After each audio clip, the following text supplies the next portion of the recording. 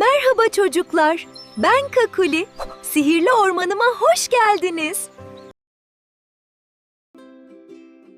Bir varmış, bir yokmuş. Çok uzaklarda, yeşil çayırların ortasında, küçük bir köyde sarı saçlı, kahverengi gözlü, meraklı bir kız çocuğu yaşarmış. Adı Miray'mış. Miray her sabah kalktığında önce pencereye koşardı. Kuşları seyreder, rüzgarı dinler ve içinden derdi ki, bugün acaba ne harika bir şey keşfederim? Ama o sabah her zamankinden farklı bir şey fark etti. Köyün yanındaki ormandan tuhaf, altın renginde parlak bir ışık geliyordu. Miray'ın kalbi hızla çarpmaya başladı. "Bu ne olabilir ki?" diye düşündü. Annesi henüz uyanmamıştı. Miray yavaşça kırmızı pelerinini giydi, küçük çizmelerini geçirdi ve kapıdan süzüldü. Ormanın kapısına geldi. Ağaçlar dev gibi yükseliyordu gökyüzüne. Yapraklar altın sarısı, turuncu ve kıpkırmızıydı. Her adımda çıtırtılar duyuluyordu. Ama Miray hiç korkmadı. İçeri girdi ve orman içinde sanki başka bir dünya vardı. Havada minik ışıklar uçuşuyordu. Çiçekler pembe ve mor renkte parlıyordu. "Vay be!" dedi Miray fısıldayarak. Tam ormanın ortasına geldiğinde durdu. Büyük bir meşe ağacının dibinde biri oturuyordu. Tüyleri kahverengi ve altın rengindeydi. Gözleri kocaman ve sarıydı.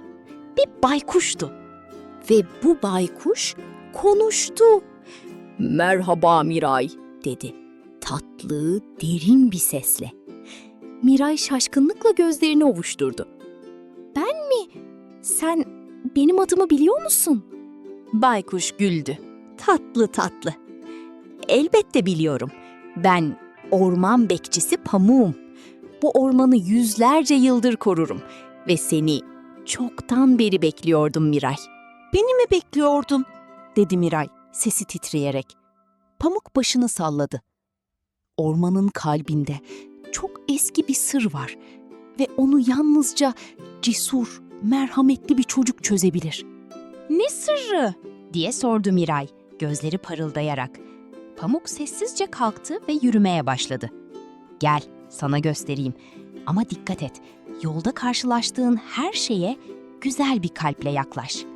Yürüdüler, yürüdüler.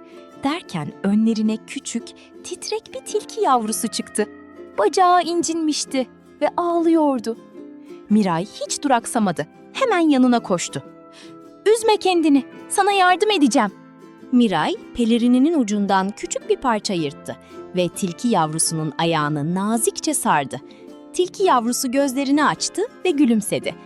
O anda orman bir anda ışıl ışıl parladı. "İşte bu," dedi Pamuk, sesi titreyerek sevinçten. "Ormanın sırrı buymuş. Bu orman iyi bir kalple yapılan her yardımla daha da güzel olurmuş." Miray güldü ve tilkiyi nazikçe kucakladı. O gün Miray, dünyanın en büyük sırrını öğrendi. İyilik, dünyanın en güçlü büyüsüdür.